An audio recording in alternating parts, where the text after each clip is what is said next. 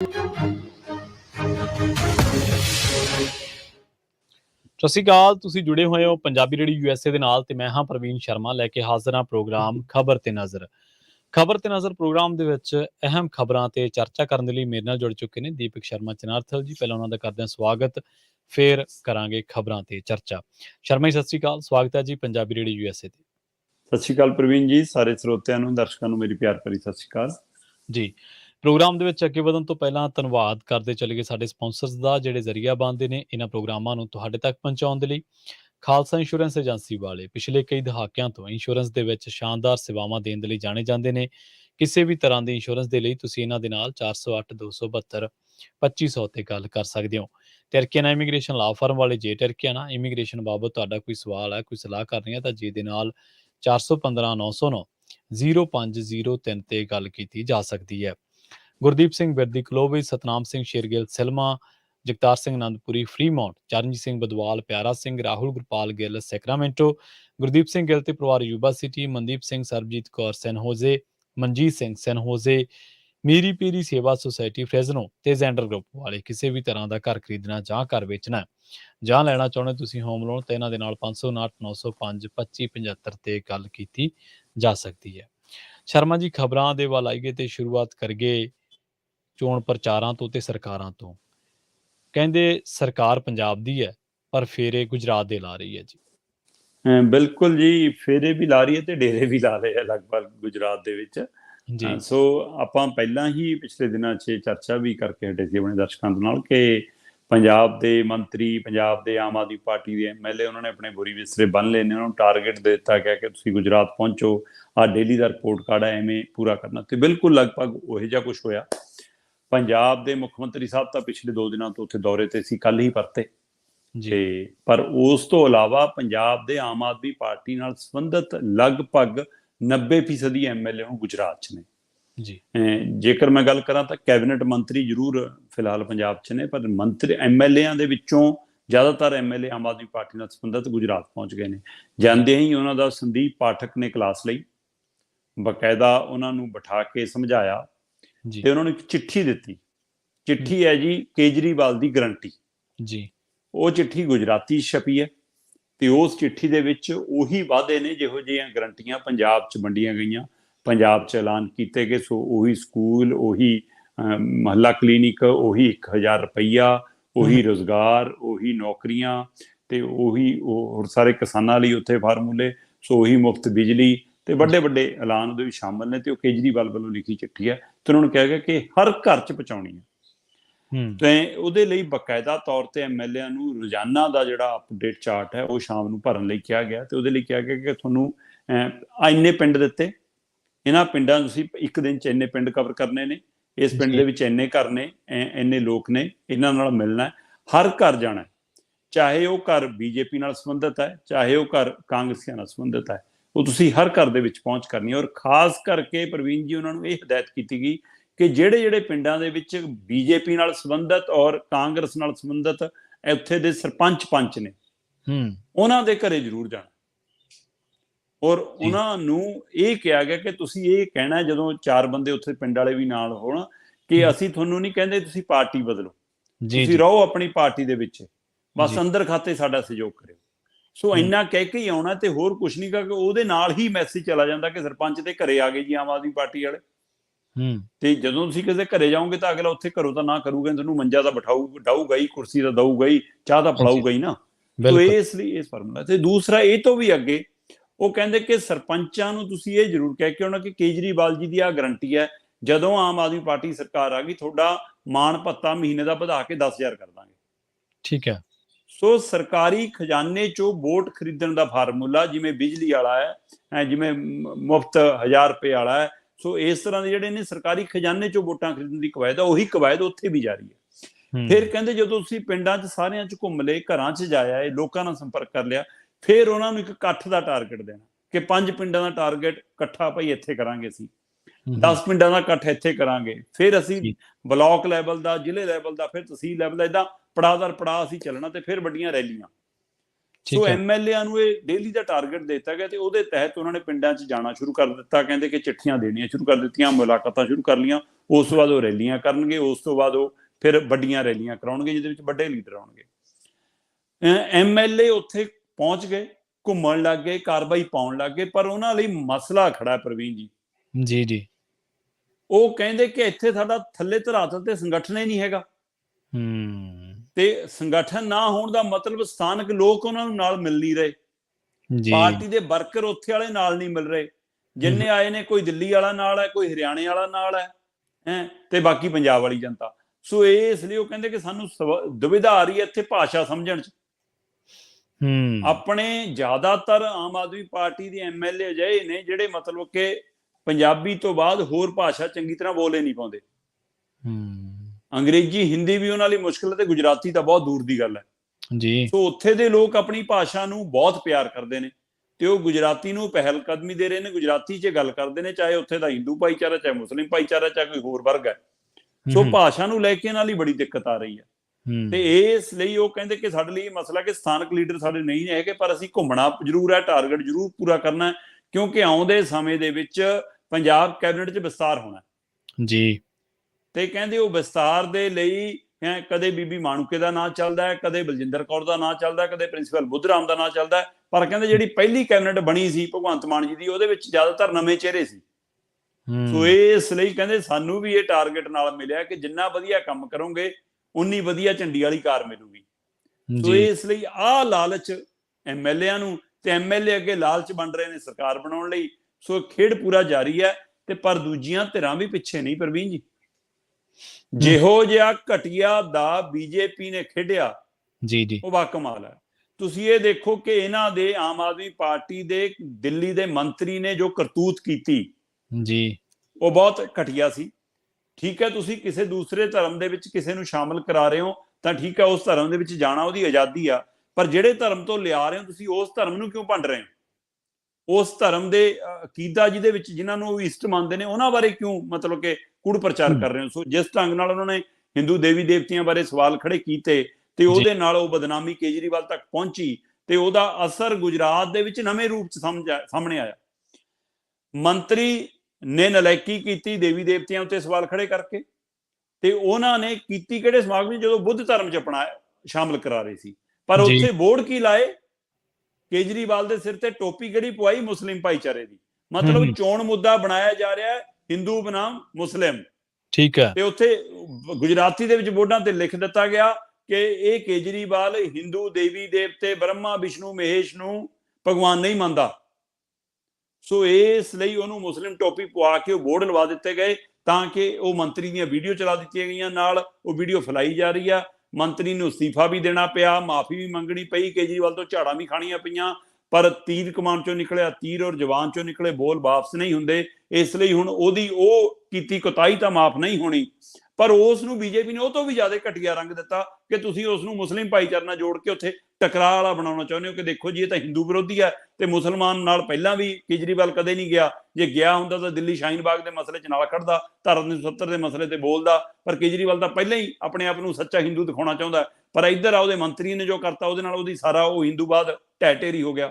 ਸੋ ਇਹ ਸਾਰੇ ਪਹਿਲੂ ਦੇ ਉੱਤੇ ਕਿ ਇੱਕ ਗਲਤੀ ਇਹਦਾ ਮੰਤਰੀ ਕਰਦਾ, ਦੂਈ ਉਹਦੇ ਨਾਲੋਂ ਵੀ ਵੱਡੀ ਸੋਚ ਸਮਝ ਕੇ ਗਲਤੀ ਮਤਲਬ ਭਾਜਪਾ ਕਰ ਰਹੀ ਹੈ, ਤੇ ਉੱਥੇ ਹਿੰਦੂ ਬਨਾਮ ਮੁਸਲਿਮ ਬਣਾਉਣਾ ਚਾਹੁੰਦੀ ਹੈ ਚੋਣਾਂ ਨੂੰ, ਲੋਕ ਮੁੱਦੇ ਗਾਇਬ ਕਰਨਾ ਚਾਹੁੰਦੀ ਹੈ, ਤੇ ਇੱਧਰ ਇਹ ਕੇਜਰੀਵਾਲ ਦੀਆਂ ਗਰੰਟੀਆਂ ਦੇ ਹਿਸਾਬ ਨਾਲ ਹਾਸਲ ਕਰਨਾ ਚਾਹੁੰਦੇ ਨੇ। ਤੇ ਸਰਕਾਰ ਪੰਜਾਬ ਦੀ ਤੇ ਪੰਜਾਬ ਦੇ ਵਿੱਚ ਹੈ ਨਹੀਂ ਗੀ, ਤੇ ਡੇਰੇ ਗੁਜਰਾਤ 'ਚ, ਤੇ ਫਿਰ ਹੁਣ ਗੁਜਰਾਤ ਦਾ ਕੀ ਬਣੂਗਾ ਇਹ ਬਾਅਦ ਦੀ ਗੱਲ ਆ, ਪਰ ਪਹਿਲਾਂ ਪੰਜਾਬ ਵਾਲੇ ਪੁੱਛਿਆ ਕਿ ਸਾਡਾ ਕੀ ਬਣੂਗਾ, ਸਾਨੂੰ ਤਾਂ ਦੱਸ ਦਿਓ। ਬਿਲਕੁਲ ਸ਼ਰਮਾ ਜੀ, ਪੰਜਾਬ ਵਾਲੇ ਨੇ ਤਾਂ ਸਵਾਲ ਕਰਨਾ ਹੀ ਹੈ। ਹੁਣ ਪਰਾਲੀ ਦੀ ਗੱਲ ਕਰੀਏ, ਪਰਾਲੀ ਦੇ ਮੁੱਦੇ ਤੇ ਪੰਜਾਬ ਸਰਕਾਰ ਦਾ ਜਜ਼ਬਾਤੀ ਪੱਤਾ ਵੀ ਹੈ ਤੇ ਧਾਰਮਿਕ ਪੱਤਾ ਵੀ ਹੈ। ਕੀ ਖੇਡਿਆ ਇਹਨਾਂ ਨੇ ਪੱਤਾ ਸ਼ਰਮਾ ਜੀ?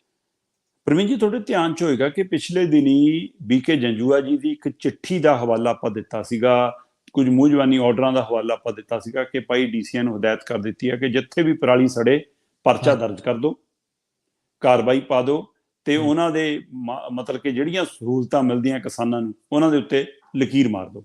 ਸੋ ਕਿਸਾਨਾਂ ਦੀਆਂ ਸਬਸਿਡੀਆਂ, ਉਹਨਾਂ ਨੂੰ ਛੂਟ ਤੇ ਮਿਲਦੀਆਂ ਚੀਜ਼ਾਂ, ਜਾਂ ਉਹਨਾਂ ਲਈ ਦਵਾਈ ਜਾਂ ਉਹਨਾਂ ਲਈ ਬੀਜ ਜੇ ਉਹ ਸਾਰੀਆਂ ਚੀਜ਼ਾਂ ਜਿਹੜੀਆਂ ਸਰਕਾਰੀ ਸਹੂਲਤਾਂ ਕੁਝ ਕਿਸੇ ਹੱਦ ਤੱਕ ਮਿਲਦੀਆਂ ਨੇ ਉਹਨਾਂ ਦੇ ਵਿੱਚ ਉਹਨੂੰ ਬਾਹਰ ਕੱਢ ਦਿਓ, ਬਲੈਕ ਲਿਸਟ ਕਰ ਦਿਓ। ਸੋ ਇਹ ਜਦੋਂ ਚਰਚਾ ਫੈਲੀ ਤਾਂ ਉਹਦੇ ਨਾਲ ਕਿਸਾਨ ਜਥੇਬੰਦੀਆਂ ਹੋਰ ਰੋਸੇ 'ਚ ਆ ਗਈਆਂ ਤੇ ਇਹ ਸਰਕਾਰ ਨੇ ਖੁਦ ਸੇੜ ਲਿਆ ਕਿ ਉਹਦੀ ਜਿੱਦ 'ਚ ਕਈ ਵਾਰ ਜ਼ਿਆਦਾ ਅੱਗ ਲੱਗਦੀ ਆ ਫਿਰ। ਸੋ ਇਸ ਲਈ ਜਦੋਂ ਇਹ ਮਸਲਾ ਭਖਿਆ ਤੇ ਹੁਣ ਮੈਨੂੰ ਲੱਗ ਰਿਹਾ ਕਿ ਸਰਕਾਰ ਪੂਰੀ ਤਰ੍ਹਾਂ ਨਾਲ ਬੈਕਫੁੱਟ ਤੇ, ਕਿਉਂਕਿ ਯੂ ਟਰਨ ਲੈਣਾ ਜਿਹੜਾ ਭਗਵੰਤ ਮਾਨ ਦੀ ਸਰਕਾਰ ਨੂੰ ਆਉਂਦਾ ਉਹ ਕਿਸੇ ਨੂੰ ਨਹੀਂ ਆਉਂਦਾ। ਹਰ ਗੱਲ ਤੇ ਯੂ ਟਰਨ ਮਾਰਨਾ ਇਸ ਦੇ ਵਿੱਚ ਮਹਾਰਤ ਹੈ। ਸੋ ਤੁਰੰਤ ਉਸ ਮਸਲੇ ਤੇ ਵੱਡਾ ਯੂ ਟਰਨ ਮਾਰਿਆ। ਬੀਕੇ ਜੰਜੂਆ ਜੀ ਹੁਣ ਡੀਸੀਆਂ ਨੂੰ ਹਦਾਇਤ ਕਰ ਰਹੇ ਨੇ ਕਿ ਭਾਈ ਆਪਾਂ ਜਾਗਰੂਕ ਕਰਨਾ ਕਿਸਾਨਾਂ ਨੂੰ, ਧਾਰਮਿਕ ਸੰਸਥਾਵਾਂ ਨੂੰ, ਸਮਾਜਿਕ ਸੰਸਥਾਵਾਂ ਨੂੰ, ਕਿ ਉਹਨਾਂ ਨੂੰ ਜਾਗਰੂਕ ਕਰਕੇ ਆਪਾਂ ਉਹਨਾਂ ਨੂੰ ਕਹਿਣਾ ਕਿ ਤੁਸੀਂ ਪਰਾਲੀ ਨੂੰ ਅੱਗ ਨਾ ਲਾਓ। ਸੋ ਜਿੱਥੋਂ ਤੱਕ ਜਾਗਰੂਕ ਵਾਲੀ ਮੁਹਿੰਮ ਹੈ, ਇਹ ਪ੍ਰਵੀਨ ਜੀ ਪੰਜਾਬ 'ਚ ਪਹਿਲਾਂ ਵੀ ਚੱਲੀ ਆ। ਸਰਕਾਰੀ ਬੱਸਾਂ ਤੇ ਬੋਰਡ ਲੱਗੇ ਆਪਾਂ ਦੇਖੇ ਰਹੇ, ਪਿੰਡਾਂ ਸ਼ਹਿਰਾਂ 'ਚ ਬੋਰਡ ਲੱਗੇ ਆਪਾਂ ਦੇਖੇ ਨੇ, ਗਰੁੱਪਾਂ ਦੇ ਵਿੱਚ ਪ੍ਰਚਾਰ ਦੇਖਿਆ। ਪਰ ਇਸ ਵਾਰ ਕੱਲੇ ਅਫਸਰਸ਼ਾਹੀ ਵੱਲੋਂ, ਸਰਕਾਰੀ ਵਿਭਾਗ ਵੱਲੋਂ ਸਿਰਫ ਜਾਗਰੂਕ ਮੁਹਿੰਮ ਦੇ ਨਾਲ ਨਾਲ ਧਾਰਮਿਕ ਤੇ ਜਜ਼ਬਾਤੀ ਪੱਤਾ ਖੇਡਿਆ ਗਿਆ।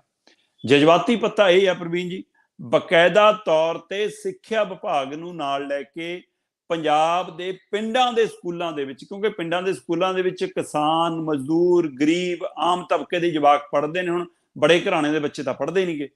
ਸੋ ਇਸ ਲਈ ਕਹਿੰਦੇ ਕਿ ਪਿੰਡਾਂ ਦੇ ਵਿੱਚ ਉਹਨਾਂ ਬੱਚਿਆਂ ਨੂੰ ਆਪਾਂ ਇਸ ਗੱਲ ਲਈ ਸਮਝਾਈਏ। ਇਹ ਚੰਗੀ ਗੱਲ ਵੀ ਹੈ ਕਿ ਬੱਚਿਆਂ ਨੂੰ ਵਾਤਾਵਰਨ ਸਾਫ਼ ਰੱਖਣ ਲਈ ਪ੍ਰੇਰਿਤ ਕੀਤਾ ਜਾਵੇ।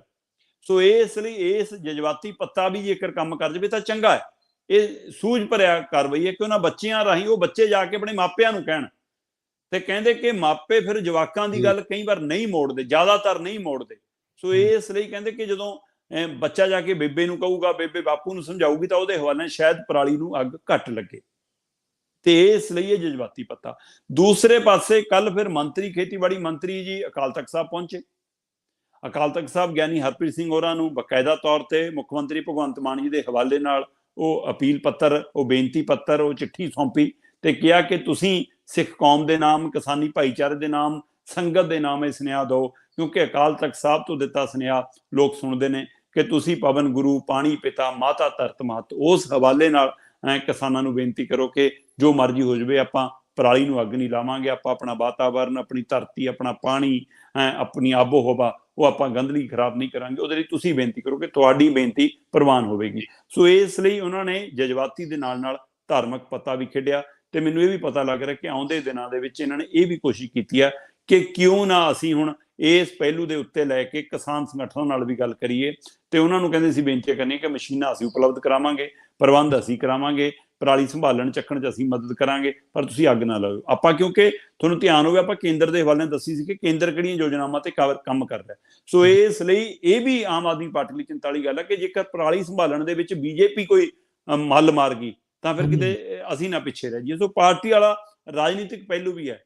ਪਰ ਮੈਨੂੰ ਇਹ ਸਾਰੇ ਦੇ ਵਿੱਚ ਇੱਕ ਚੰਗੀ ਆਸ ਜਾਗਦੀ ਦਿਸਦੀ ਹੈ ਪ੍ਰਵੀਨ ਜੀ, ਉਹ ਇਹ ਕਿ ਜੇ ਇਹੀ ਮੁਕਾਬਲਾ ਵੀ ਹੋ ਜਾਵੇ ਰਾਜਨੀਤਿਕ ਪਾਰਟੀਆਂ ਦੇ ਵਿੱਚ ਕਿ ਹਾਂ ਕਿਸਾਨਾਂ ਦੀ ਵੋਟ ਮੈਂ ਲੈਣੀ ਹੈ, ਕਿਸਾਨਾਂ ਦੀ ਵੋਟ ਮੈਂ ਲੈਣੀ ਆ, ਸ਼ਾਇਦ ਇਸ ਚੱਕਰ 'ਚ ਕਿਸਾਨਾਂ ਦਾ ਕੁਝ ਭਲਾ ਹੋ ਜਾਵੇ, ਕਿਸਾਨਾਂ ਲਈ ਕੁਝ, ਕਿਉਂਕਿ ਕਿਸਾਨ ਵੀ ਨਹੀਂ ਚਾਹੁੰਦਾ ਕਿ ਪਰਾਲੀ ਨੂੰ ਅੱਗ ਲੱਗੇ, ਪਰ ਉਹਦੇ ਹਾਲਾਤ ਉਹਨੂੰ ਉੱਥੇ ਤੱਕ ਲੈ ਜਾਂਦੇ ਨੇ ਤੇ ਕਈ ਉਸੇ ਹਾਲਾਤ ਦੀ ਆੜ ਦੇ ਵਿੱਚ ਜਿੱਦ 'ਚ ਵੀ ਲਾਉਂਦੇ ਨੇ ਤੇ ਕਈ ਜਥੇਬੰਦੀਆਂ ਦੇ ਸਿਰ ਚੜ੍ਹ ਕੇ ਵੀ ਅੱਗ ਲਾਉਂਦੇ ਨੇ। ਜਿਹੜੇ ਸੰਭਾਲਣ ਦੀ ਸਮਰੱਥਾ ਰੱਖਦੇ ਨੇ ਉਹ ਵੀ ਕਈ ਵਾਰ ਜਾਣਬੁੱਝ ਕੇ ਅੱਗ ਲਾਉਂਦੇ ਨੇ ਸਿਰਫ ਆਡਾ ਲੈਣ ਲਈ, ਟਾਕਰਾ ਲੈਣ ਲਈ। ਸੋ ਇਸ ਲਈ ਜਿਹੜੇ ਮਜਬੂਰ ਨੇ, ਜਿਨ੍ਹਾਂ ਦੀ ਸਥਿਤੀ ਉਸ ਤਰ੍ਹਾਂ ਦੀ ਨਹੀਂ ਹੈਗੀ, 5 ਏਕੜ ਤੋਂ ਥੱਲੇ ਵਾਲੇ ਕਿਸਾਨਾਂ ਬਾਰੇ ਆਪਾਂ ਜਾਣਦੇ ਔਰ ਜ਼ਿਆਦਾਤਰ 5 ਏਕੜ ਤੋਂ ਘੱਟ ਵਾਲੇ ਕਿਸਾਨ ਨੇ।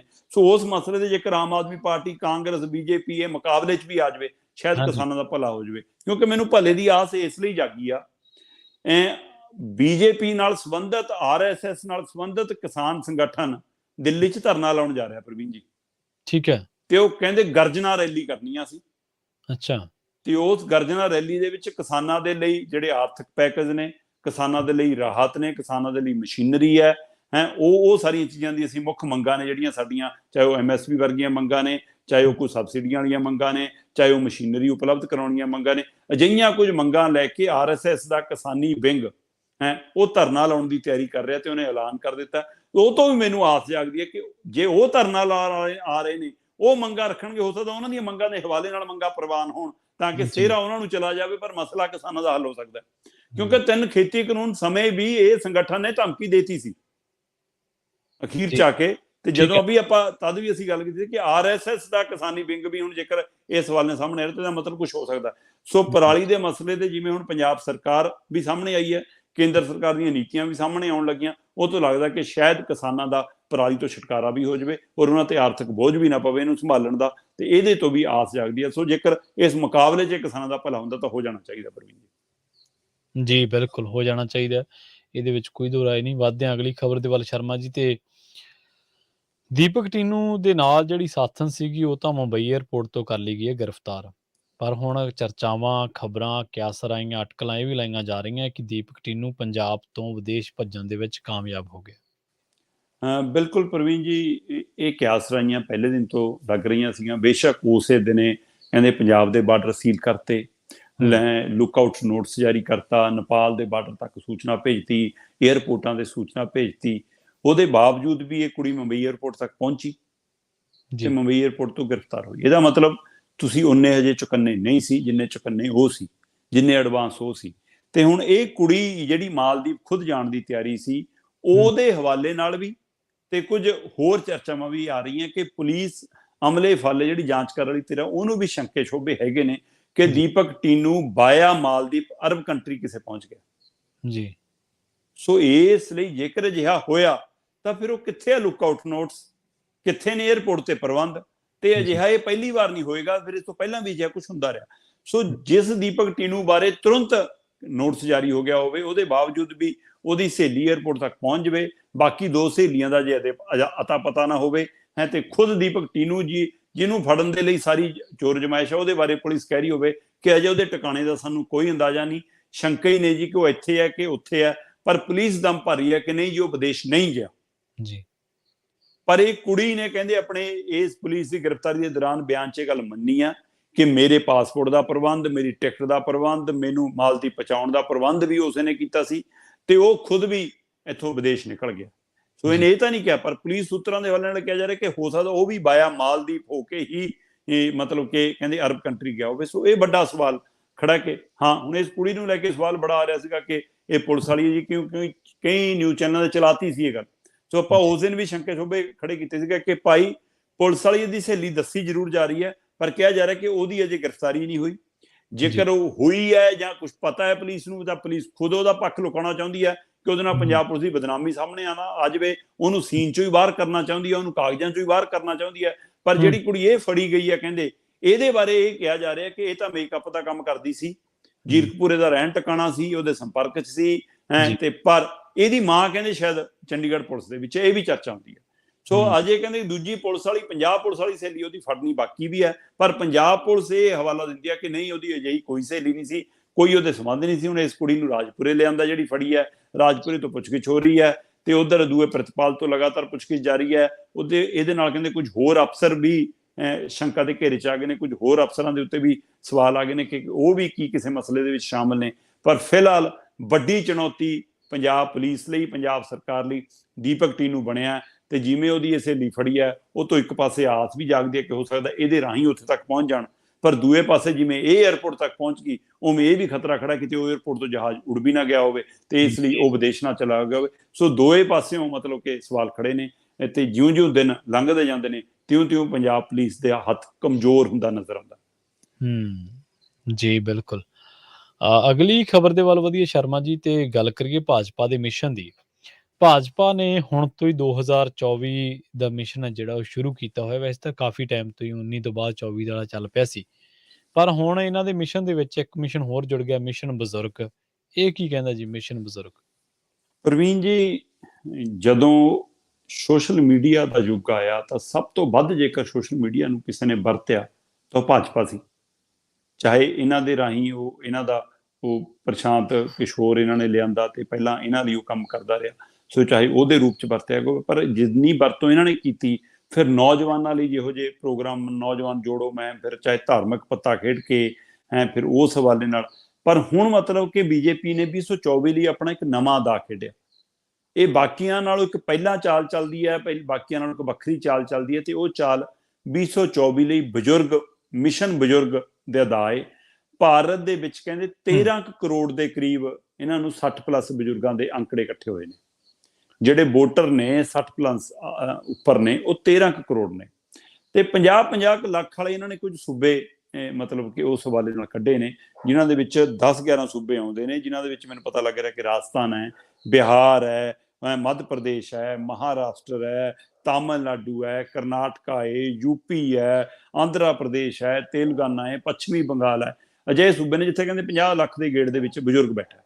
ਸੋ ਇਹਨਾਂ ਦਾ ਟਾਰਗੇਟ ਹੁਣ ਇਹ ਹੈ ਕਿ ਬਕਾਇਦਾ ਤੌਰ ਤੇ ਪਾਰਟੀ ਪੱਧਰ ਤੇ ਬਜ਼ੁਰਗਾਂ ਲਈ ਯੋਜਨਾਵਾਂ ਚਲਾਈਆਂ ਜਾਣ। ਸਰਕਾਰ ਪੱਧਰ ਤੇ ਨਹੀਂ ਮੈਂ ਗੱਲ ਕਰ ਰਿਹਾ, ਸਰਕਾਰ ਪੱਧਰ ਤੇ ਤਾਂ ਬਜ਼ੁਰਗਾਂ ਨੂੰ ਜਿਹੜਾ ਹੀ ਰਾਹਤ ਮਿਲਦੀ ਸੀ ਸੀਨੀਅਰ ਸਿਟੀਜ਼ਨ ਹੋਣ ਦੇ ਨਾਤੇ, ਰੇਲਵੇ 'ਚ ਜਿਹੜੀ ਟਿਕਟ ਦੀ ਛੂਟ ਮਿਲਦੀ ਸੀ ਉਹ ਵੀ ਖੋਲੀ ਜੀ। ਸੋ ਪਰ ਇੱਧਰ ਜਿਹੜਾ ਇਮੋਸ਼ਨਲ ਪਤਾ ਹੈ ਕੀ ਹੈ ਕਿ ਹੁਣ ਇਹਨਾਂ ਨੂੰ ਇਹ ਗੱਲ ਸਮਝ ਆ ਗਈ ਕਿ ਅੱਜ ਦਾ ਜਿਹੜਾ ਆਰਥਿਕ ਯੁੱਗ ਹੈ, ਇਸ ਆਰਥਿਕ ਯੁੱਗ ਨੇ ਪਰਿਵਾਰਾਂ ਨੂੰ ਜਿਵੇਂ ਤੋੜਿਆ, ਬਜ਼ੁਰਗ ਪਿੰਡਾਂ 'ਚ ਇਕੱਲੇ ਰਹਿ ਗਏ, ਬੱਚੇ ਸ਼ਹਿਰਾਂ 'ਚ ਆ ਗਏ, ਜਾਂ ਬੱਚੇ ਵਿਦੇਸ਼ਾਂ 'ਚ ਚਲੇ ਗਏ, ਜਾਂ ਬੱਚੇ ਦੋਏ ਪੁੱਤ ਨੂੰ ਕਾਰੋਬਾਰੀ ਨੇ ਕੰਮਤੀ ਕਰਨ, ਜੇ ਕਿਸੇ ਦੀ ਇਕੱਲਾ ਬੱਚਾ ਹੈ ਤਾਂ ਉਹ ਅਲੱਗ ਰਹਿ ਰਿਹਾ। ਸੋ ਬਜ਼ੁਰਗ ਇਕੱਲਾਪਣ ਹੰਢਾ ਰਹੇ ਨੇ, ਜਿਹਦੇ ਕਾਰਨ ਲਗਾਤਾਰ ਸਾਡੇ ਇੱਥੇ ਪੰਜਾਬ ਦੇ ਵਿੱਚ, ਭਾਰਤ ਦੇ ਵਿੱਚ ਵੱਖ-ਵੱਖ ਸੂਬਿਆਂ ਦੇ ਵਿੱਚ ਭਾਰਤ ਦੇ ਉਹ ਬਜ਼ੁਰਗ ਕੇਂਦਰ ਵੱਡੇ ਖੁੱਲ ਗਏ, ਓਲਡ ਹੋਮ ਜਿਹਨਾਂ ਨੂੰ ਕੀ ਕਹਿੰਦੇ ਹਨ, ਉਹ ਸੈਂਟਰ ਵੱਧ ਖੁੱਲ ਗਏ। ਸੋ ਇਸ ਲਈ ਇਹਨਾਂ ਨੇ ਉਹ ਟਾਰਗੇਟ ਕੀਤੇ ਨੇ ਕਿ ਜਿੱਥੇ ਜਿੱਥੇ ਅਜਿਹੇ ਟਿਕਾਣੇ ਨੇ ਬਜ਼ੁਰਗ ਇਕੱਲੇ ਰਹਿੰਦੇ ਨੇ, ਚਾਹੇ ਘਰ 'ਚ ਚਾਹੇ ਅਜਿਹੇ ਕਿਸੇ ਬਜ਼ੁਰਗਾਂ ਦੇ ਰਹਿਣ ਟਿਕਾਣਿਆਂ ਦੇ ਵਿੱਚ, ਉਹਨਾਂ ਤੱਕ ਪਾਰਟੀ ਪਹੁੰਚੇਗੀ ਜੀ। ਤੇ ਪਾਰਟੀ ਪਹੁੰਚ ਕੇ ਕਰੇਗੀ ਕੀ? ਇਹਨਾਂ ਨੇ ਉਸ ਇਲਾਕਾ 22 ਕਮੇਟੀਆਂ ਬਣਾਈਆਂ, ਉਹਨਾਂ ਕਮੇਟੀਆਂ ਨੂੰ ਅੰਕੜੇ ਦਿੱਤੇ ਕਿ ਆਹ ਬਜ਼ੁਰਗ ਇਕੱਲਾਪਣ ਹੰਢਾ ਰਹੇ ਨੇ, ਆਹ ਬਜ਼ੁਰਗ ਪਰਿਵਾਰ 'ਚ ਰਹਿ ਕੇ ਵੀ ਦਿੱਕਤਾਂ ਹੰਢਾ ਰਹੇ ਨੇ। ਉਹਨਾਂ ਬਜ਼ੁਰਗਾਂ ਦਾ ਡਾਟਾ ਉਹਨਾਂ ਤੱਕ ਪਹੁੰਚਾ ਦਿੱਤਾ ਗਿਆ ਤੇ ਟਾਰਗੇਟ ਕੀ ਆ ਕਿ ਤੁਸੀਂ ਬਜ਼ੁਰਗ ਕੋਲ ਜਾਣਾ ਕਿ ਬਜ਼ੁਰਗੋ ਸਾਨੂੰ ਦੱਸੋ ਤੁਹਾਡੀ ਦਵਾਈ ਕਿੱਦਣ ਆਉਂਦੀ ਆ, ਅਸੀਂ ਲਿਆ ਦਿਆ ਕਰਾਂਗੇ। ਬਜ਼ੁਰਗੋ ਤੁਹਾਡਾ ਕੋਈ ਬਿੱਲ ਜਮ੍ਹਾਂ ਕਰਾਉਣਾ, ਤੁਹਾਡਾ ਕੋਈ ਫੋਨ ਅਪਡੇਟ ਕਰਾਉਣਾ, ਅਸੀਂ ਕਰਾਇਆ ਕਰਾਂਗੇ। ਬਜ਼ੁਰਗੋ ਬੈਂਕ ਜਾਣਾ, ਅਸੀਂ ਤੁਹਾਨੂੰ ਆਪਣੀ ਗੱਡੀ 'ਚ ਲੈ ਕੇ ਜਾਵਾਂਗੇ, ਗੱਡੀ 'ਚ ਲਾ ਕੇ ਜਾਵਾਂਗੇ। ਤੁਹਾਨੂੰ ਦਵਾਈ ਦਵਾ ਕੇ ਲਿਆਉਣੀ, ਅਸੀਂ ਦਵਾਈ ਦਵਾ ਕੇ ਲਿਆਵਾਂਗੇ। ਤੁਹਾਡਾ ਕੋਈ ਹੋਰ ਕੰਮ ਹੈ ਸਾਨੂੰ ਦੱਸੋ। ਰੋਜ਼ 2-4 ਬੱਚੇ ਉਹਨਾਂ ਨਾਲ ਗੱਲਾਂ ਕਰਨ ਆਇਆ ਕਰਨਗੇ, ਰੋਜ਼ ਉਹਨਾਂ ਨਾਲ ਖੇਲਣ ਆਇਆ ਕਰਨਗੇ, ਕੈਰਮ ਬੋਰਡ ਖੇਲਣਾ, ਚੈਸ ਖੇਡਣੀ, ਤੁਹਾਨੂੰ ਪਾਰਕ ਲੈ ਕੇ ਜਾਣਾ। ਸੋ ਉਹ ਇਮੋਸ਼ਨਲ ਪੱਤਾ, ਤੇ ਉਹਦੇ ਨਾਲ ਬੀਜੇਪੀ ਨੂੰ ਲੱਗਦਾ ਕਿ ਉਹਦੇ ਰਾਹੀਂ ਅਸੀਂ ਇਹਨਾਂ ਨੂੰ ਇਕੱਠ ਕਰੀਏ। ਫਿਰ ਜਦੋਂ ਇਹ ਸਾਰਾ ਉਹਨਾਂ ਨਾਲ ਤਾਲਮੇਲ, ਪਰਿਵਾਰਕ ਤਾਲਮੇਲ ਬਣ ਗਿਆ, ਹਾਂਜੀ, ਫਿਰ ਜ਼ੋਨ 22 'ਚ ਉਹਨਾਂ ਦਾ ਇੱਕ ਸਮਾਗਮ ਰੱਖਿਆ ਜਾਵੇ, ਉਹ ਬਜ਼ੁਰਗ ਰੈਲੀ ਦੇ ਨਾਂ ਤੇ ਸਮਾਗਮ ਹੋਏਗਾ। ਠੀਕ ਹੈ। ਤੇ ਉਸ ਬਜ਼ੁਰਗ ਰੈਲੀ ਦੇ ਵਿੱਚ ਬੀਜੇਪੀ ਦੇ ਲੀਡਰ ਆ ਕੇ ਭਾਸ਼ਣਬਾਜ਼ੀ ਨਹੀਂ ਕਰਨਗੇ ਪ੍ਰਵੀਨ ਜੀ, ਇਹਨਾਂ ਬਜ਼ੁਰਗਾਂ ਦਾ ਸਨਮਾਨ ਕਰਿਆ ਕਰਨਗੇ ਸਰ, ਤੇ ਇਹਨਾਂ ਨੂੰ ਸੁਣਿਆ ਕਰਨਗੇ ਜੀ। ਸੋ ਬਜ਼ੁਰਗ ਇੱਕ ਤਾਂ ਆਪਣੇ ਮਨ ਦੇ ਬਲਬਲੇ ਕੱਢ ਲੂਗਾ, ਇੱਕ ਆਪਣੀ ਭੜਾਸ ਕੱਢ ਲੂਗਾ, ਇੱਕ ਉਹਦੇ ਕੋਲ ਰੋਜ਼ ਕੋਈ ਜਾਣ ਲੱਗ ਜਾਣ ਲੱਗੂਗਾ ਕਿ ਮੇਰਾ ਤਾਂ ਆਪਣਾ ਇਹੀ ਹੈ ਜਿਹਨੇ ਮੇਰੇ ਤੋਂ ਲੈਣਾ ਨਹੀਂ ਕੁਛ। ਸੋ ਇਸ ਲਈ ਫੇਰ ਵੋਟ ਆਪਣੇ ਆਪ ਪੈ ਜਾਏਗੀ। ਕਹਿੰਦੇ ਬਿਨਾਂ ਕਹੇ ਇੱਕ ਆਹ ਫਾਰਮੂਲਾ ਜਿਹੜਾ ਬੀਜੇਪੀ ਨੇ ਨਵਾਂ ਮਿਸ਼ਨ 2024 ਨੂੰ, ਅਜੇ ਬਾਕੀ ਪਾਰਟੀਆਂ ਨੌਜਵਾਨਾਂ ਤੇ ਫੋਕਸ ਕਰ ਰਹੀਆਂ ਨੇ, ਤਾਂ ਇਹਨਾਂ ਨੂੰ ਸਮਝ ਆ ਗਈ ਕਿ ਜਿਵੇਂ ਪੰਜਾਬ 'ਚੋਂ ਆਪਾਂ ਗੱਲ ਕਰਦੇ ਹਾਂ ਕਿ ਅਗਲੇ 10 ਸਾਲਾਂ ਬਾਅਦ ਪੰਜਾਬ ਨੇ ਬੁੱਢਾ ਹੋ ਜਾਣਾ, ਖਾਸ ਕਰ ਪੰਜਾਬੀਆਂ ਦੇ ਹਵਾਲੇ ਨਾਲ, ਜਾਂ ਤਾਂ ਇੱਥੇ ਬਾਹਰਲੀ ਸੂਬੇ ਵਾਲੇ ਲੋਕ ਹੋਣਗੇ, ਜਾਂ ਫਿਰ ਇੱਥੇ ਜੇ ਪੰਜਾਬੀ ਹੋਣਗੇ ਤਾਂ ਬਜ਼ੁਰਗ ਹੋਣਗੇ, ਉਹ ਵੀ ਛਮਾਹੀ ਵਾਲੇ ਹੋਣਗੇ, 6 ਮਹੀਨੇ ਚੱਲ ਗਏ ਤੇ 6 ਮਹੀਨੇ ਆ ਗਏ। ਸੋ ਬੱਚੇ ਤਾਂ ਸਾਰਿਆਂ ਦੇ ਸ਼ਹਿਰਾਂ ਨੂੰ ਜਾਂ ਵਿਦੇਸ਼ਾਂ ਨੂੰ ਭੱਜ ਰਹੇ ਨੇ। ਸੋ ਉਸੇ ਤਰ੍ਹਾਂ ਬੀਜੇਪੀ ਨੇ ਇਸ ਫਾਰਮੂਲੇ ਤੇ ਪੂਰੇ ਦੇਸ਼ 'ਚ ਸਮਝਿਆ ਕਿ ਇਕੱਲਾਪਣ ਹੰਢਾਉਣ ਵਾਲੇ ਬਜ਼ੁਰਗਾਂ ਨੂੰ ਕਿਵੇਂ ਬੀਜੇਪੀ ਨਾਲ ਜੋੜਨਾ, ਤੇ ਉਹ ਪਾਰਟੀ ਪੱਧਰ ਤੇ ਕੰਮ ਕਰੋ, ਟੀਮਾਂ ਬਣਾ ਕੇ ਕੰਮ ਕਰੋ, ਤੇ ਉਹਨਾਂ ਦੀਆਂ 2024 'ਚ ਵੋਟਾਂ ਲਓ। ਬਾਅਦ 'ਚੋਂ ਪੁੱਛਣਾ ਉਵੇਂ ਹੀ ਹੈ ਜਿਵੇਂ ਪੂਰੇ ਭਾਰਤ ਨੂੰ ਨਹੀਂ ਪੁੱਛਿਆ ਤਾਂ ਉੱਥੇ ਬਜ਼ੁਰਗਾਂ ਨੂੰ ਕਿਹਨੇ ਪੁੱਛਣਾ। ਸੋ ਇਸ ਲਈ ਫਿਰ ਕਾਰਪੋਰੇਟ ਘਰਾਣਿਆਂ ਲਈ ਉਹ ਖੇਡਣਾ ਹੁੰਦਾ, ਤੇ ਪਰ ਮਿਸ਼ਨ 24 ਲਈ ਮਿਸ਼ਨ ਬਜ਼ੁਰਗ ਜਾਰੀ ਹੈ ਜੀ, ਤੇ ਬੜਾ ਦਾ ਹੈ ਬੀਜੇਪੀ ਦਾ। ਇਹਦੇ ਵਿੱਚ ਜੇਕਰ ਕਾਮਯਾਬ ਹੋਏ ਤਾਂ ਵੱਡੇ ਵੋਟ ਬੈਂਕ ਲਿਜਾ ਸਕਦੇ ਆ, ਕਿਉਂਕਿ ਜਿਵੇਂ 144 ਸੀਟਾਂ ਦੇ ਪਿਛਲੀ ਵਾਰ ਪਿਛੜ ਗਏ ਸੀ ਇਹ, ਹਾਂਜੀ, 2019 ਦੇ ਵਿੱਚ ਪ੍ਰਵੀਨ ਜੀ 2014 ਨਾਲੋਂ ਵੱਧ ਸੀਟਾਂ ਆਈਆਂ ਬੀਜੇਪੀ ਨੂੰ। ਪਰ ਬੀਜੇਪੀ ਇਹ ਮਹਿਸੂਸ ਕਰ ਰਹੀ ਹੈ ਕਿ ਅੰਕੜਿਆਂ ਦੇ ਹਵਾਲੇ ਨਾਲ ਦਮ ਭਰ ਰਹੀ ਹੈ ਕਿ 2019 ਦੇ ਵਿੱਚ ਸਾਨੂੰ ਬਜ਼ੁਰਗ ਵੋਟ 2014 ਦੇ ਮੁਕਾਬਲੇ ਘੱਟ ਪਈ। ਸੀਟਾਂ ਸਾਡੀਆਂ ਵੱਧ ਵੀ ਆਈਆਂ, ਪਰ ਸਾਨੂੰ ਉਹਦੇ ਬਾਵਜੂਦ ਵੀ ਬਜ਼ੁਰਗਾਂ ਦੀ ਵੋਟ ਘੱਟ ਪਈ। ਇਸ ਲਈ ਪੂਰਾ ਜ਼ੋਰ ਉੱਥੇ ਲਾ ਦਿਓ। ਤੇ ਦੂਸਰਾ 144 ਸੀਟਾਂ ਜਿਹੜੀਆਂ ਅਸੀਂ ਜਿੱਤ ਸਕਦੇ ਸੀ, ਅਸੀਂ ਉਹ ਹਾਰੇ ਆ। ਉਹਨਾਂ ਚੋਂ ਕੱਲੀਆਂ 40 ਸੀਟਾਂ ਦਾ ਕੰਮ ਮੋਦੀ ਜੀ ਨੇ ਆਪਣੇ ਪੱਲੇ ਲੈ ਲਿਆ ਕਿ 40 ਮੈਨੂੰ ਦੇ ਦਿਓ, 104 ਨੱਡਾ ਜੀ, ਅਮਿਤ ਸ਼ਾਹ ਜੀ ਤੇ ਬਾਕੀ ਲੀਡਰ ਤੁਸੀਂ ਵੰਡ ਲਓ। ਸੋ ਇਸ ਲਈ ਹੁਣ ਤੋਂ ਇਸ ਤਿਆਰੀ ਦੇ ਵਿੱਚ ਨੇ, ਤੇ ਉਹ ਪੂਰੀ ਤਿਆਰੀ ਨਾਲ ਮੈਦਾਨ 'ਚ ਉਤਰਨਾ ਚਾਹੁੰਦੇ ਨੇ, ਤੇ ਕਾਰਪੋਰੇਟ ਘਰਾਣਿਆਂ ਦਾ ਆਸ਼ੀਰਵਾਦ ਉਹਨਾਂ ਕੋਲ ਹੈਗਾ, ਖਜ਼ਾਨੇ ਭਰੇ ਨੇ, ਪੈਸੇ ਦੱਸਣ ਦੀ ਲੋੜ ਨਹੀਂ, ਫੰਡ ਕਿੱਥੋਂ ਆਉਂਦੇ ਨੇ। ਤੇ ਇਸ ਖੇਡ ਦੇ ਲਈ 2024 ਮਿਸ਼ਨ ਬਜ਼ੁਰਗੀ ਦੇ ਨਾਂ ਦੇ ਉੱਤੇ ਖੇਡਿਆ ਜਾਣਾ, ਤੇ ਉਹਦੇ ਵਿੱਚੋਂ ਕਿੰਨੇ ਜਿੱਤਦੇ ਨੇ, ਕਿੰਨੇ ਹਾਰਦੇ ਨੇ, ਕਿੰਨੇ ਸਫਲ ਹੁੰਦੇ ਨੇ, ਕਿੰਨੇ ਅਸਫਲ ਹੁੰਦੇ ਨੇ, ਇਹ ਤਾਂ 2024 ਦੱਸੇਗਾ। ਪਰ ਅਗਲਿਆਂ ਨੇ ਆਪਣਾ ਦਾਅ ਖੇਡ ਦਿੱਤਾ ਪ੍ਰਵੀਨ ਜੀ। ਜੀ ਬਿਲਕੁਲ, ਦਾਅ ਤਾਂ ਖੇਡੇ ਜਾ ਰਹੇ ਨੇ ਤੇ ਇਹਦੇ ਵਿੱਚ ਕੋਈ ਦੋ ਰਾਏ ਨਹੀਂ ਕਿ 2019 ਦੇ ਵਿੱਚ ਬਜ਼ੁਰਗਾਂ ਦੀ ਵੋਟ ਘੱਟ ਪਈ ਸੀ, ਉਹਦਾ ਕਾਰਨ 2016 ਦੀ ਨੋਟਬੰਦੀ ਵੀ ਹੋ ਸਕਦਾ। ਬਜ਼ੁਰਗ ਵਿਚਾਰੇ ਲਾਈਨਾਂ 'ਚ ਖੜੇ ਰਹੇ ਤੇ ਮੋਦੀ ਸਾਹਿਬ ਨੂੰ ਬਿਲਕੁਲ, ਫਿਰ 4 ਸੁਣਨੀਆਂ ਤਾਂ ਪੈਣੀਆਂ ਹੀ ਸੀ। ਬਿਲਕੁਲ। ਸ਼ਰਮਾ ਜੀ, ਅਗਲੀ ਖਬਰ ਦੇ ਵੱਲ ਵਧੀਏ ਤੇ ਗੱਲ ਕਰੀਏ 5G ਦੀ। ਵੈਸੇ ਤਾਂ ਲੋਕ ਕਹਿੰਦੇ ਆ ਵੀ ਨੈਟ ਆ ਗਿਆ, ਬਿਲਕੁਲ ਸੌਖਾ ਹੋ ਗਿਆ ਕੰਮ। ਤੁਸੀਂ ਮੋਬਾਈਲ ਐਪਲੀਕੇਸ਼ਨ ਡਾਊਨਲੋਡ ਕਰ ਲਓ ਤੇ ਤੁਹਾਡੇ ਪੈਸੇ ਤੁਸੀਂ ਆਪਦੇ ਮੋਬਾਈਲ ਤੋਂ ਹੀ ਮਤਲਬ ਆਦਾਨ-ਪ੍ਰਦਾਨ ਕਰ ਸਕਦੇ ਹੋ। ਪਰ 5G ਕਰ ਰਿਹਾ ਬੈਂਕ ਖਾਤੇ ਖਾਲੀ, ਇਹ ਕਿਵੇਂ ਹੋ ਗਿਆ ਜੀ? ਪ੍ਰਵੀਨ ਜੀ, ਇਹ ਬੜੀ ਚਿੰਤਾ ਵਾਲੀ ਗੱਲ ਹੈ। ਮਤਲਬ ਕਿ ਵੱਖ-ਵੱਖ ਸੂਬਿਆਂ ਦੇ ਬਕਾਇਦਾ ਜਿਹੜੇ ਸੂਚਨਾ ਵਿਭਾਗ ਨੇ, ਸੁਚੇਤ ਕਰਨ ਵਾਲੇ ਵਿਭਾਗ ਨੇ, ਜਾਂ ਮੈਨੂੰ ਪਤਾ ਲੱਗ ਰਿਹਾ ਕਿ ਪੁਲਿਸ ਦਾ ਜਿਹੜਾ ਇਹ media wing, social media wing ਦੇਖਣ ਵਾਲੇ ਤਰ੍ਹਾਂ ਨੇ, ਕ੍ਰਾਈਮ ਨੂੰ ਦੇਖਣ ਵਾਲੀਆਂ ਜਿਹੜੀਆਂ ਆਨਲਾਈਨ ਕ੍ਰਾਈਮ ਹੁੰਦਾ ਉਹਨੂੰ, ਸਾਈਬਰ ਕ੍ਰਾਈਮ ਜਿਹਨੂੰ ਆਪਾਂ ਕਹਿੰਦੇ ਹਾਂ, ਉਹਨੂੰ ਦੇਖਣ ਵਾਲੇ ਜਿਹੜੇ ਵਿੰਗ ਨੇ, ਉਹਨਾਂ ਵੱਲੋਂ ਬਕਾਇਦਾ ਆਪੋ ਆਪਣੇ ਸੂਬਿਆਂ ਦੇ ਲੋਕਾਂ ਨੂੰ ਸੂਚਨਾਵਾਂ ਭੇਜਣੀਆਂ ਸ਼ੁਰੂ ਕਰ ਦਿੱਤੀਆਂ ਗਈਆਂ। ਉਹਨਾਂ ਸੂਚਨਾਵਾਂ ਦੇ ਵਿੱਚ ਬਕਾਇਦਾ ਹਵਾਲਾ ਦਿੱਤਾ ਜਾਂਦਾ ਹੈ ਕਿ ਜੀ। ਤੁਹਾਨੂੰ ਫੋਨ ਆ ਸਕਦਾ, ਤੁਹਾਨੂੰ ਵੀਡੀਓ ਕਾਲ ਆ ਸਕਦੀ ਹੈ, ਤੁਹਾਨੂੰ WhatsApp ਕਾਲ ਆ ਸਕਦੀ ਹੈ, ਤੁਹਾਨੂੰ SMS ਆ ਸਕਦਾ ਕਿ ਜੀ ਤੁਹਾਡਾ ਫੋਨ ਅਸੀਂ 4G ਤੋਂ 5G ਅਪਡੇਟ ਕਰ ਰਹੇ ਹਾਂ, ਤੁਹਾਡਾ ਕੋਈ ਵਾਧੂ ਖਰਚਾ ਨਹੀਂ ਲੱਗੇਗਾ, ਅਪਗ੍ਰੇਡ ਹੋ ਜਾਣਾ, ਬਸ ਸਿਰਫ ਇੱਕ OTP ਆਏਗਾ, ਉਹ ਸਾਨੂੰ ਤੁਸੀਂ ਨੋਟ ਕਰਾ ਦਿਓ ਤੇ ਤੁਹਾਡਾ ਤੁਰੰਤ ਮੈਸੇਜ ਆ ਜਾਏਗਾ। ਉਹ OTP ਦੱਸਣ ਦੇ ਨਾਲ ਖਾਤਾ ਖਾਲੀ ਹੋ ਜਾਂਦਾ। ਸੋ ਅਕਸਰ ਪੰਜਾਬ ਦੇ ਵਿੱਚ ਖਾਸ ਕਰਕੇ ਇਸ ਮੌਕੇ ਜਿਹੜੀਆਂ ਠੱਗੀ ਦੀਆਂ ਖਬਰਾਂ ਆ ਰਹੀਆਂ, ਉਹ ਆ ਰਹੀਆਂ ਵਿਦੇਸ਼ਾਂ ਚੋਂ, ਕਿ ਬੰਦੇ ਦਾ ਫੋਨ ਆਉਂਦਾ, ਜਨਾਨੀ ਦਾ ਫੋਨ ਆਉਂਦਾ ਜਨਾਨੀ ਨੂੰ, ਬੰਦੇ ਦਾ ਫੋਨ ਆਉਂਦਾ ਬੰਦੇ ਨੂੰ, ਮੁੰਡੇ ਦਾ ਫੋਨ ਆਉਂਦਾ ਮੁੰਡੇ ਨੂੰ, ਤੇ ਉਹ ਬੰਦਾ ਗੱਲ ਕਰਦਾ ਕੈਨੇਡਾ ਤੋਂ ਬੋਲਦਾ, ਅਗਲਾ ਨੰਬਰ ਤੁਸੀਂ ਦੇਖ ਲੈਂਦਾ ਬਾਹਰਲਾ, ਕੈਨੇਡਾ ਤੋਂ ਬੋਲਦਾ, ਹੋਰ ਕੀ ਹਾਲ ਹੈ, ਅਗਲਾ ਕਹਿੰਦਾ ਦੱਸ ਬਾਈ ਕੌਣ, ਲੈ ਯਾਰ ਹੁਣ ਸਾਨੂੰ ਵੀ ਨਹੀਂ ਪਛਾਣਦਾ। ਤੇ ਜਦੋਂ ਇੰਨਾ ਕਹਿੰਦਾ, ਬੰਦਾ ਇੱਕ ਦਾ ਨਾਂ ਆਪੇ ਲੈ ਬੈਠਦਾ ਜਿਹਦਾ ਉਹਦਾ ਕੋਈ ਰਿਸ਼ਤੇਦਾਰ ਜਿਹੜਾ ਕੈਨੇਡਾ 'ਚ ਹੁੰਦਾ, ਤੇ ਜਦੋਂ ਉਹ ਬੰਦਾ ਉਹ ਬਣ ਜਾਂਦਾ ਤੇ ਉਹ ਬਣ ਕੇ ਉਹਨੂੰ ਕਹਿੰਦਾ ਕਿਆ ਦਿੱਕਤ ਆ ਗਈ, 2 ਲੱਖ ਭੇਜ ਦੇ, 4 ਲੱਖ ਭੇਜ ਦੇ, ਤੇ ਉਹ ਪੈਸਾ ਉਹ ਤੋਂ ਕਢਾ ਜਾਂਦਾ। ਵੱਡੀਆਂ ਠੱਗੀ ਦੀਆਂ ਖਬਰਾਂ ਇਹ ਆ ਰਹੀਆਂ। ਇਸ ਦੇ ਨਾਲ ਇਹ ਪੰਜਾਬ ਦੇ ਵਿੱਚ, ਜੇਕਰ ਮੈਂ ਗੱਲ ਕਰਾਂ ਪੰਜਾਬ ਦੇ ਹਵਾਲੇ ਨਾਲ, ਪਿਛਲੇ 6 ਮਹੀਨਿਆਂ ਦੇ ਵਿੱਚ 120 ਦੇ ਕਰੀਬ, 100 ਤੋਂ ਵੱਧ ਸ਼ਿਕਾਇਤਾਂ ਆਈਆਂ ਜਿਹੜੀਆਂ ਆਨਲਾਈਨ ਨੀਲੀ ਫਿਲਮ, ਮਤਲਬ ਬਲੂ ਫਿਲਮ ਦੇ ਹਵਾਲੇ ਨਾਲ ਠੱਗੀ ਮਾਰਨ ਦੀਆਂ। ਸੋ ਉਸ ਤਰ੍ਹਾਂ ਦੀਆਂ ਸ਼ਿਕਾਇਤਾਂ, ਤੇ ਹਰ ਮਹੀਨੇ 18 ਤੋਂ 20 ਸ਼ਿਕਾਇਤਾਂ, ਪਿਛਲੇ ਮਹੀਨੇ ਵੀ 18 ਤੋਂ 20 ਸ਼ਿਕਾਇਤਾਂ ਨੇ ਪ੍ਰਵੀਨ ਜੀ। ਔਰ ਇਹ ਉਹ ਮਾਮਲਾ ਜਿਹ 'ਚ ਲੋਕ ਜ਼ਿਆਦਾਤਰ ਸ਼ਿਕਾਇਤ ਨਹੀਂ ਕਰਦੇ, ਉਹਦੇ ਵਿੱਚ ਹੋ ਕੀ ਰਿਹਾ। ਉਹ ਕਹਿੰਦੇ ਕਿ ਤੁਹਾਨੂੰ, ਤੁਹਾਡਾ ਜਿਹੜਾ ਮਤਲਬ ਕਿ ਤੁਸੀਂ ਸੋਸ਼ਲ ਮੀਡੀਆ ਤੇ ਕਿਸੇ ਨਾ ਕਿਸ ਤਰ੍ਹਾਂ ਦੇ ਪੇਜ ਬਣਾਏ ਨੇ, ਗਰੁੱਪ ਬਣਾਏ ਨੇ, ਜਿਵੇਂ ਫੇਸਬੁੱਕ ਹੈ ਮੰਨ ਲਓ, ਜਾਂ ਕੋਈ ਹੋਰ ਐਪ ਨੇ ਜੇ, ਉਹਨਾਂ ਦੇ ਉੱਤੇ ਕਿਸੇ ਕੁੜੀ ਦੀ ਫਰੈਂਡ ਰਿਕੁਐਸਟ ਆਉਂਦੀ ਹੈ, ਤੁਸੀਂ ਉਹਨੂੰ ਨਹੀਂ ਜਾਣਦੇ, ਤੁਸੀਂ ਉਹਨੂੰ ਇਗਨੋਰ ਕਰਦੇ ਹੋ, 1 ਵਾਰ 2 ਵਾਰ, ਉਹ ਕਹਿੰਦੇ ਲਗਾਤਾਰ ਉਹ ਬਦਲ ਕੇ ਨਵੇਂ ਢੰਗ ਨਾਲ ਆਉਂਦੇ ਰਹਿੰਦੇ ਨੇ, ਤੇ ਤੁਸੀਂ ਕਈ ਵਾਰ ਦੇਖਦੇ ਹੋ ਕਿ 2-4 ਸਾਡੇ ਮਿੱਤਰਾਂ ਨੇ ਐਡ ਕੀਤਾ, ਅਸੀਂ ਵੀ ਐਡ ਕਰ ਲਈਏ। ਜਦੋਂ ਤੁਸੀਂ ਉਹਨੂੰ ਐਡ ਕਰ ਲੈਂਦੇ ਹੋ, ਫਿਰ ਉਹ 5 ਤੋਂ 6 ਮਹੀਨੇ ਨਾਰਮਲ ਬਣ ਕੇ ਤੁਹਾਡੇ ਨਾਲ ਵਿਚਰਦੇ ਨੇ, ਲੰਬਾ ਸਮਾਂ 5 ਤੋਂ 6 ਮਹੀਨੇ ਲਾਉਂਦੇ ਨੇ ਤੁਹਾਡੇ ਨਾਲ ਨਾਰਮਲ ਗੱਲਬਾਤ, ਹੈਲੋ ਹਾਏ, ਪਰਿਵਾਰ ਬਾਰੇ ਫਿਕਰਮੰਦੀ, ਆਪਣੇ ਬਾਰੇ, ਫਿਰ ਹੌਲੀ ਹੌਲੀ ਲਵ ਪਿਆਰ ਦੀਆਂ ਗੱਲਾਂ, ਤੇ ਉਹ ਚਰਚਾ ਤੋਂ ਚੱਲਦੇ ਕਹਿੰਦੇ ਇੱਥੋਂ ਤੱਕ ਆ ਜਾਂਦੀਆਂ ਨੇ ਕਿ ਨਿਊਡ, ਮਤਲਬ ਕਿ ਉਹਦੇ ਪਰ ਚੈਟ ਸ਼ੁਰੂ ਹੋ ਜਾਂਦੀ ਹੈ, ਵੀਡੀਓ ਕਾਲਿੰਗ ਸ਼ੁਰੂ ਹੋ ਜਾਂਦੀ ਹੈ, ਤੇ ਜਦੋਂ ਉਧਰੋਂ ਆਉਣ ਤੋਂ ਬਾਅਦ ਤੁਹਾਨੂੰ ਵੀ ਉਹ ਜਾਲ 'ਚ ਫਸਾ ਕੇ ਤੁਹਾਡੀ ਵੀ ਨਿਊਡ ਵੀਡੀਓ ਬਣਾ ਲੈਂਦੇ ਨੇ, ਤੇ ਉਹ ਤੋਂ ਬਾਅਦ ਫਿਰ ਫੋਨ ਆਉਂਦਾ ਕਿ ਲਓ ਜੀ ਆਹ ਤੁਹਾਡੇ WhatsApp ਤੇ ਤੁਹਾਡੀ ਉਹ ਵੀਡੀਓ ਭੇਜਤੀ ਹੈ, ਜੇ ਬਚਣਾ ਤਾਂ 10,000 ਰੁਪਇਆ ਪਾ ਦਿਓ।